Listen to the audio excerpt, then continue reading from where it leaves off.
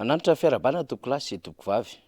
Itokana ny centrale hydroélectrique teny Farantsana izay eo amin'ny sisiny manasaraka ny distrika Ambohidratrimo sy ny distrika Rivonimamy, izany hoe any Ambohimasina sy etsy Ampantokana, ny filoha Iany Rajoelina androany. Eto am-panombohana dia tsara ny manamarika ny amin'ny hoe inona marina moa ity tohadrano lehibe eny Farantsana ity.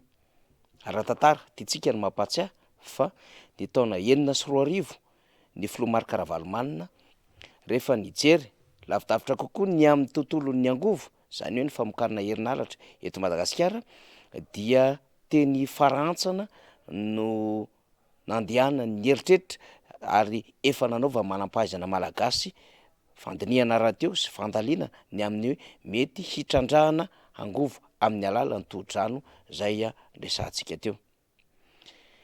Dia nisy ny fiara-miasa tamina orinasa afaka mandray izany tolobarotra izany tamin'ny fotoanandro ka Nidelaika no nandray izany, ary efa nisy ny fototra ny barazy natao teo amin'ny toeran'io ny taona 2014 hoy isika. Izany hoe efa nisy asa natao teo tamin'izany fotoanandro izany rehefa nieritreretina fa aritsangana ny tohodrano lehibe miainga eo amin'ny toerana izay lalan-drano nikopa io, satria lalan'ny rano nikopa Farantsana.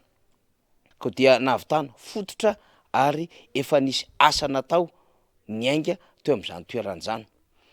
Izay rehefa tonga ny taty amin'ny 2012 dia betsaka ireo asa rehetra izay efa natomboka sy efa andalam-pahavitana no barakay vokatry ny fanonganam-panjakana. Betsaka izany ary tsy ho tantsaintsika eto intsony hoe ino ireo fahavoazana arak'asa rehetra izay potika teto Madagasikara vokatry ny fanonganam-panjakana. Rehefa niverina tamin'ny lalam-panorenana ny fitondram-panjakana ka Andriamatoa Rajaonaromampianina Hery no teo amin'ny fitantanana firenena 2014 dia natao ny fandalinana faharoa indray ity toerana ity ka nidina teny an-toerana. Raha ho an'izay mahatsiaro dia nisy plaky natao teo ho an'ny fanombohan'ny asa teo amin'izany toerana no resantsika izany. Fa taty amin'ny 17 va niaingana indray izany asa izany ary tena hanomboka amin'ny fametrahana an'ireo milina araka ma centrale hydroélectrique azy. Ankehitriny izany dia vita ny asa ka ny orinasa Tozy Green izay nekeny ny fitondrana Ngara Rajaonaromampianina no nanao ny asa. Ary raha ny marimarina kokoa dia efa teo amin'ny herintaona latsaka kely teo eo zay no efa vita ny asa ary efa opérationnel, izany hoe efa ny asa teo amin'ny sehatry ny famatsiana herinaratra ho an'Antananarivo sy manodidina. 28 mégawatt no vatsiany Farantsana araky ny rano mandeha sy mitrandrana tao anatin'izany centrale hydroélectrique izany. Ameny ny banga amin'ny vokatra miainga avy any Ndekaleka izany amin'ny alalan'ilay RIA na réseau interconnecté an'Antananarivo. De misy mieritreritra ny amin'ny hoe raha tonga zany 28 mégawatt ny Farantsana tsy tokony hisy intsony délestage, tsia. Efa niasa mbola maromaro isika zany Farantsana zany nampiasa lay 20 mégawatt fa androany vao nitokanina ny fomba ofisialy, izany hoe tafatoetra teo ihany ny délestage satria na de teo aza le 20 mégawatt ny Farantsana dia manondrana manao ny ataony ny any Ndekaleka vokatry ny fanerena handefa ny herinaratra tsy zakan'ilay groupe tany Ndekaleka intsony ka nampirehitra azy. Zay tsy mbola hita fanadihadiana mandrakity ny androany satria ny filohan'ny Repoblika miteny manao hoe nisy nanao sabotage nanapoaka ny masinina tany Ndekaleka.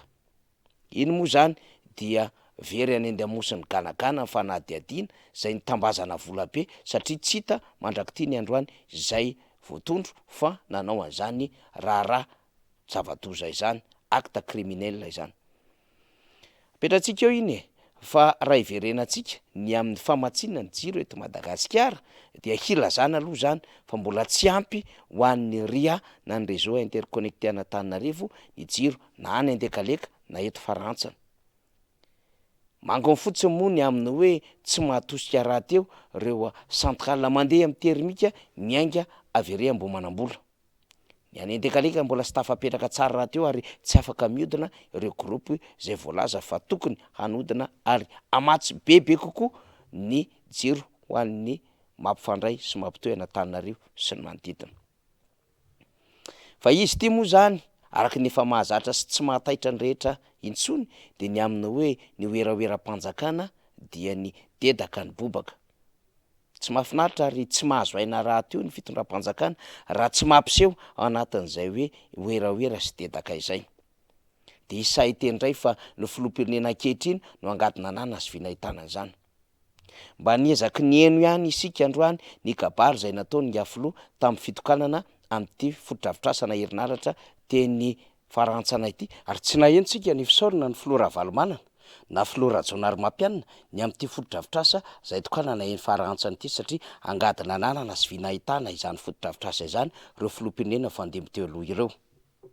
Rary ny sitrany raha ohatra ka mba niezaka na hoe nanao ezaka nanao effort kely ny filoham-pirenena ka nisaotra n'Andriamatoa Marc Ravalomanana sy Andriamatoa Hery Rajaonarimampianina izay nametraka an'izay foto-drafitrasa na angovo hitsinjovana ny hoavina Antananarivo sy ny manodidina izay amin'ny tontolon'ny herinaratra.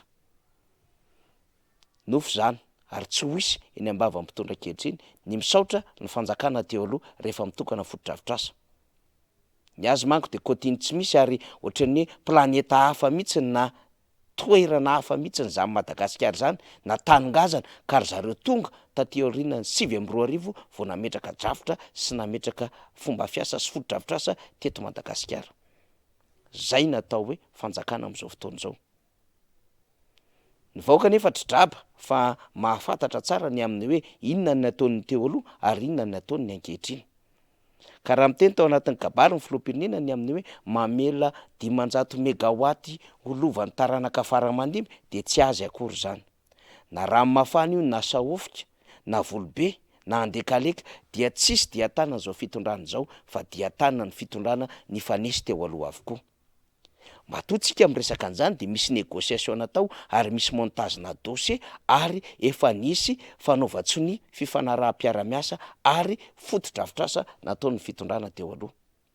Ny taty aoriana zany de nandray fotsiny arak'izay efa ezaka nataony rehetra izay nifandimby tamin'ny repoblika ny Dimbiasan'Andriamatoa Andrindrina Rajoelina. Tsy afaka miteny izy ny amin'ny hoe izy sy ny fanjakana no nahavitan'ireo tohodrano lehibe nambarantsika hanatsarana ny tontolon'ny herinaratra eto Madagasikara izany. Fahaizana mitsinjo lavitra avokoa ny antony nanaovan'ireo fanjakana mifandimby teo aloha izany. Noetsintsika izany adevitra zany mba hampazava tsara ny raharaha, mba tsisy ho dedaka indraika ampiretirety eny amin'ny tambajotra sosialy ny amin'ny hoe izy no nahavita be.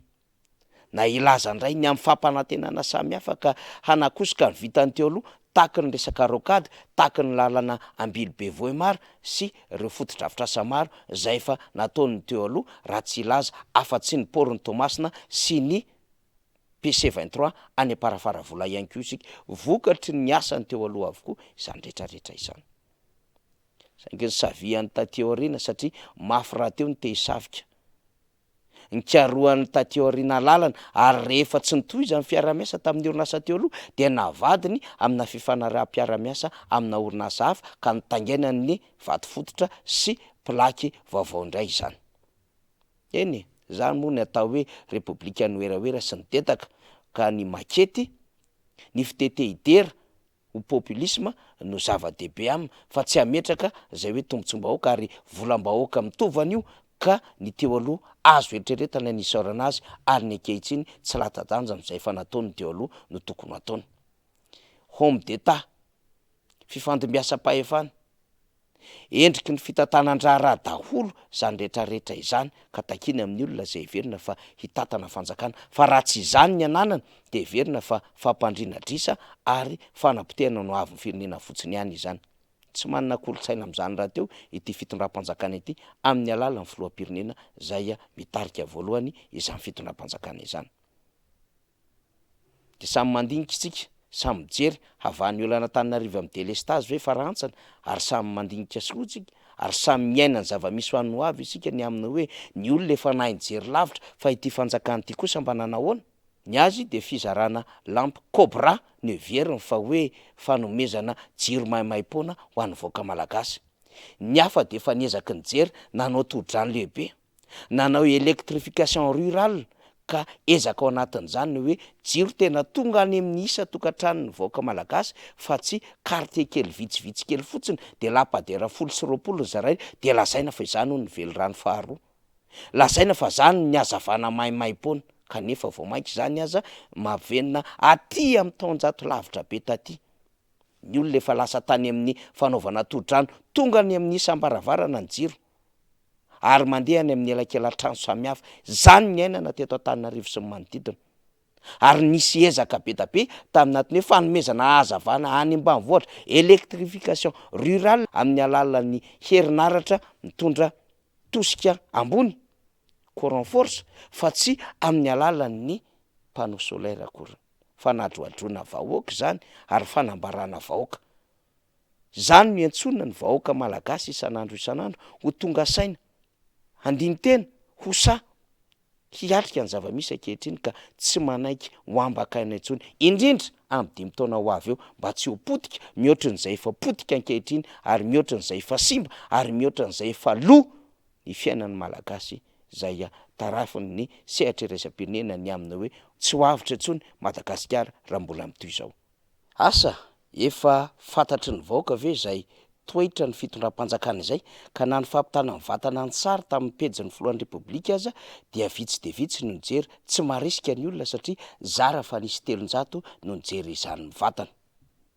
Mitsangana mijoroa fa androntsika izao ry malagasy mba tsy ho ambakaina intsony fa andiny tena araka ny fanazavana samihafa nambarantsika teo.